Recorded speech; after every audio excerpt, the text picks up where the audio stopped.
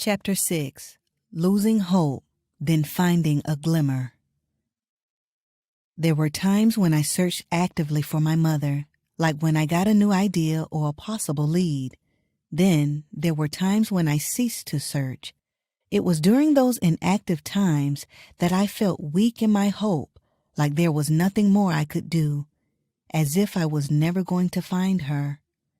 It was during those times when I hated to mention my discouragement to people because I knew they would attempt to help by giving me things I could try. I used to run after every hint people told me to try, but when nothing ever worked, I became annoyed. I felt tired of people telling me, "You should try this and you should try that," when I felt like I had tried everything. Searching and not finding anything was disappointing. But the times in between my active searching were the most frustrating. I used to enjoy watching talk show reunions. Those types of shows once brought me hope that I would one day be reunited with my mother. However, after writing to several of the shows for help and receiving no reply, I became saddened. I began to feel insignificant, like my story was not important enough to be chosen. I understood that those types of shows received many requests and they could not help everybody, but still I could not help feeling slighted and overlooked. As time passed, I realized my mother was getting older and older. The chances of finding her alive were becoming slimmer and slimmer. These shows that once gave me hope now caused me to become disheartened. One day, I was watching a talk show. On this show, a 22-year-old woman was granted a surprise reunion with her biological sisters and mother after over 15 years. They were all thrilled to find each other, but I did not feel cheerful for them the way I once did when I would watch reunion shows. My optimism was fading. Instead of feeling hopeful, I was beginning to feel resentful. Instead of feeling happy for the families who were reunited, I was beginning to feel mad. Instead of feeling inspired by their good fortune, I was beginning to feel hateful and jealous. Because of my increasingly raw feelings, I eventually stopped watching reunion shows altogether. I purposely avoided those types of shows because they revealed the harsh reality that my mother was missing and I may never find her. I decided that if I could not find my mother, then I would try once again to locate her family members and maybe even try to find my siblings that I learned she had given birth to after she left. October 31st, 2013. I submitted my DNA to 2 online sites and began contacting DNA relatives that I felt could be kin to my mother. I located 2 female cousins who I thought favored my mother and 2 male cousins. One of the males was a possible first cousin and looked just like my brother, and the other was a possible second cousin and had my mother's facial features. I spoke with each of them to see if we could determine a connection of exactly how we were related. The closest I got was learning that my first cousin's father was possibly my mother's biological brother and that his grandfather was likely my mother's father.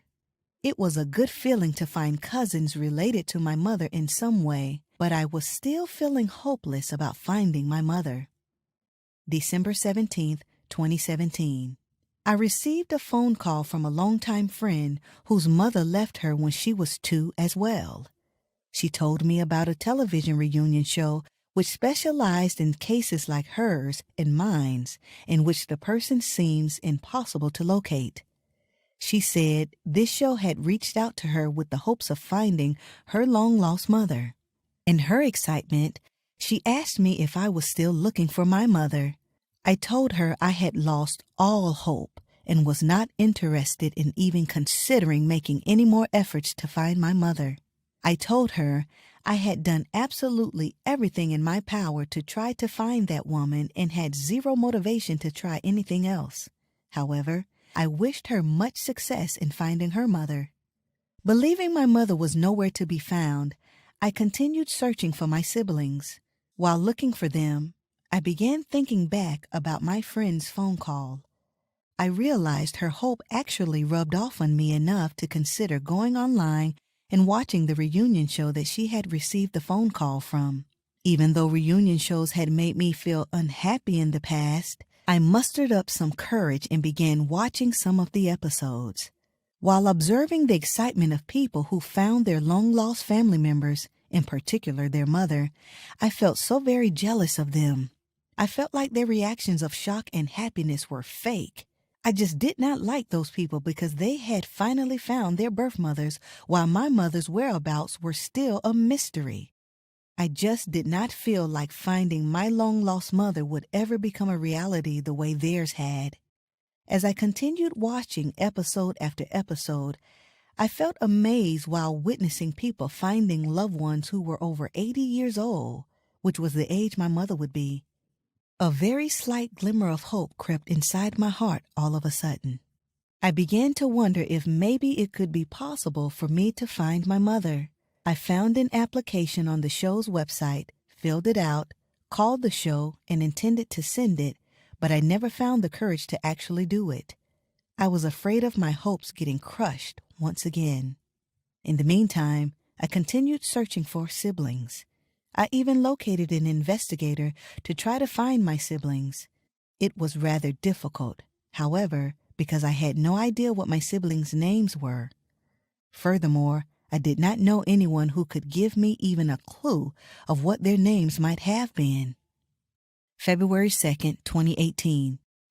I called a caseworker for the Department of Children and Families, asking if they could confirm whether my siblings were adopted through their agency.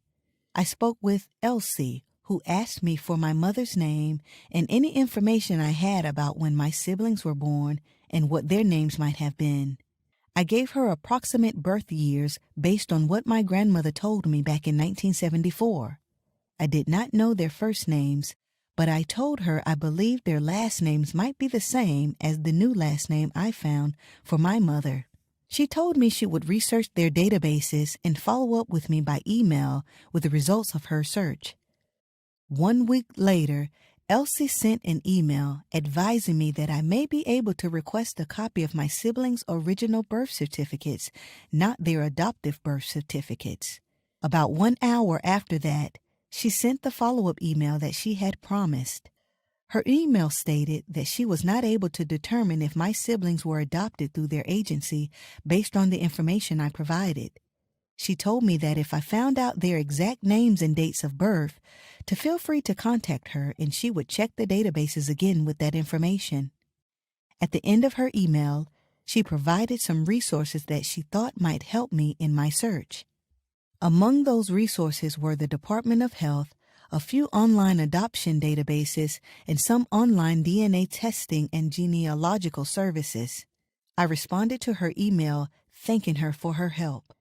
I also provided her with the name and date of birth for Kevin, the young man who I had found connected to my mother's Social Security number, and asked if she could check her databases for him. I told her that I had always wondered if he could be one of the half-siblings my mother gave birth to after she left. I told her I had done a lot of research on him, but never found anything. 11 days later, Elsie responded to my email letting me know she was unable to find any matches for Kevin. She also told me that their databases were not set up to search Social Security numbers, so she was unable to search to see if they had a case for my mother. She again wished me luck in my search and told me that if I get more information in the future, she would be happy to check their databases again. I thanked her again for her help and told her I would be sure to reach out to her if I got more information. Even though her efforts had been unsuccessful, I felt grateful that Elsie was so nice and helpful to me. I continued to watch episodes of the reunion show endlessly, imagining how I would feel if I were to miraculously find my mother, all along believing it was impossible and sensing it was best to only focus on finding the children she had after she left. In the meantime, my big sister Carla had been missing for several years and was nowhere to be found. I am referring to the big sister I grew up with and lived with. Carla had been clean from drug use for over 5 years when she moved away from Kansas City. While living out of town, she reported that her life was going well.